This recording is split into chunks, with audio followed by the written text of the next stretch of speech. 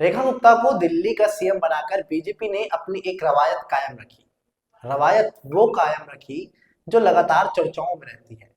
लगातार चर्चित चेहरों को छोड़कर कम चर्चित और नए चेहरों को सीएम बनाना, चाहे उसमें मध्य प्रदेश हो, राजस्थान हो, हरियाणा हो। हाल ही में आपने चुनाव में देखा होगा कि चर्चित चेहरों को छोड़कर नए चेहरों पर दांव क्यों लगाया। आखिर बीजेपी की इस रणनीति के पीछे क्या वजह है? क्या इससे बीजेपी को फायदा होता है या नुकसान? क्या पहले भी किसी सरकार में ऐसा हुआ है? आज इसी पर पूरी चर्चा करेंगे। आखिर बीजेपी नए चेहरों पर और कम चर्चित चेहरों पर मुख्यमंत्री का दांव क्यों खेलती है? लेकिन इन सबसे पहले हम बताते हैं कि आखिर कौन कौन से राज्यों में 2014 के बाद कम चर्चित चेहरों को सीएम बनाया गया है। 2014 के लोकसभा चुनाव जीतने के बाद नरेंद्र मोदी प्रधानमंत्री बन गए और अध्यक्ष भाजपा के जो है अमित शाह है। वो चुनाव के तुरंत बाद यानी कि 5 महीने के अंदर ही हरियाणा विधानसभा चुनाव और महाराष्ट्र विधानसभा चुनाव हुए। वहां से ये कवायद शुरू होती है।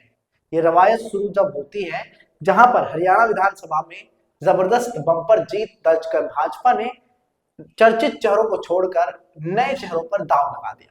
आपको बता दें कि बीजेपी की तरफ हरियाणा में उस टाइम रामविलास शर्मा थे, कैप्टन अभिमन्यु थे, ओम प्रकाश धनखड़ थे और अनिल विज जैसे चर्चित चेहरे थे। मगर इन चर्चित चेहरों में से किसी को मुख्यमंत्री नहीं बनाया। मुख्यमंत्री पहली बार विधायक बने मनोहर लाल खट्टर को बना दिया गया। मनोहर लाल खट्टर पहली बार विधानसभा पहुंचे और उनको मुख्यमंत्री का पद दे दिया गया। ऐसे ही हाल हुआ महाराष्ट्र में, देवेंद्र फडणवीस को वहां पर मुख्यमंत्री की सौंप दिया। यहां से शुरू हुई रवायत लगातार चलती आ रही है। आपने इसके बाद लगातार देखे होंगे, चुनाव होते गए, नए चेहरे आते गए। हाल ही में दिल्ली में मुख्यमंत्री बनाई गई रेखा गुप्ता के साथ यही हुआ, क्योंकि रेखा गुप्ता के बजाय चर्चित चेहरों में मुख्यमंत्री के प्रबल दावेदार बनाए जा रहे थे परवेश साहिब सिंह शर्मा। वो परवेश साहिब शर्मा जिन्होंने केजरीवाल को मात दी, उसके बाद सबको लग रहा था कि केजरीवाल को हराने वाले ही मुख्यमंत्री बनेंगे। और परवेश वर्मा जाट के बड़े नेता है दिल्ली में, और उसके अलावा उनके पिता भी जो है पूर्व मुख्यमंत्री दिल्ली के रह चुके हैं। इसी उसमें सबसे प्रबल दावेदारी परवेश साहिब सिंह वर्मा की मानी जा रही थी। मगर बीजेपी ने फिर से एक बार चौंकाया।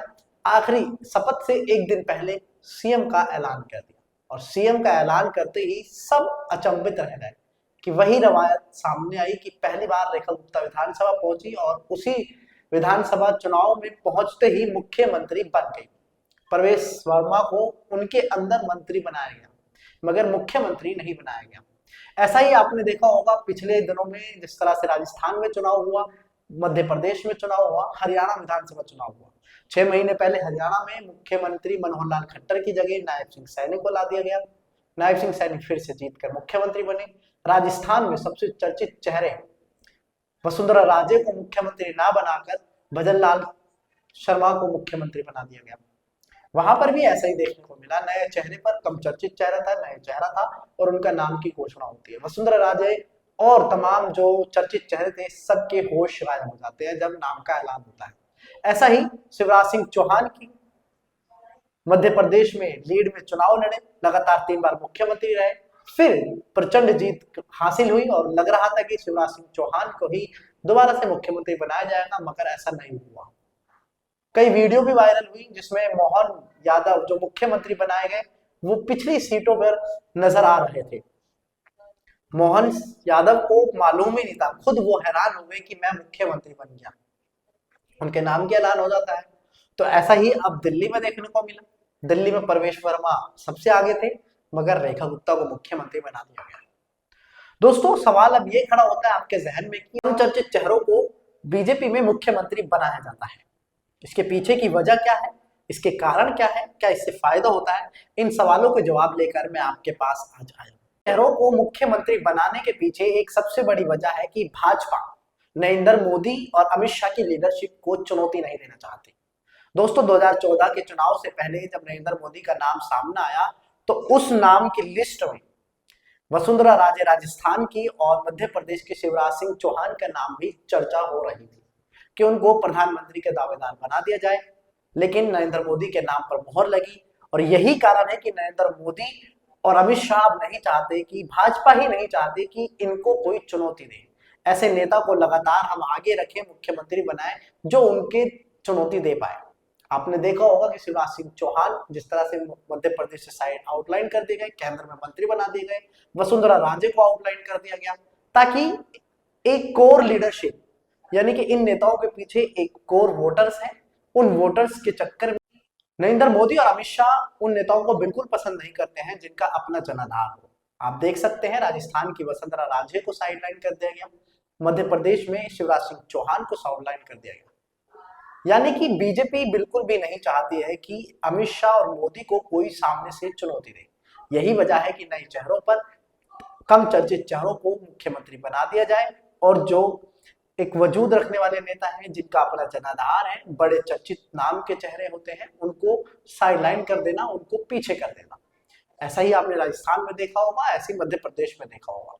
दोस्तों 2017 का चुनाव याद होगा आपको, जिस तरह से बीजेपी जीत के आई, वहां पर सबको लग रहा था कि केशव प्रसाद मौर्य जो उप मुख्यमंत्री हैं उत्तर प्रदेश के, वो मुख्यमंत्री बनेंगे, उनका चर्चा उनका नाम सबसे आगे था, लेकिन मुख्यमंत्री बना दिया गया योगी आदित्यनाथ को।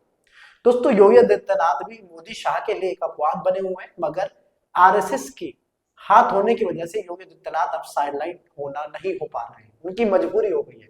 मगर जो नए चेहरों को, चर्चित चेहरों की जगह नए चेहरों को मौका देना चाहती है भाजपा, उसका साफ और सीधा मकसद ये है कि अमित शाह और मोदी और अमित शाह को कोई चैलेंज ना कर सके, उनके सामने कोई खड़ा ना हो पाए, कम चर्चित और नए चेहरों को इसलिए मौका दिया जाता है। दूसरा, एक बीजेपी ये भी संदेश देना चाहते हैं कि बीजेपी का छोटा से छोटा कार्यकर्ता किसी भी समय मुख्यमंत्री बन सकता है, या मंत्री बन सकता है, या विधायक बन सकता है, या सांसद बन सकता है। तो ये भी एक संदेश है।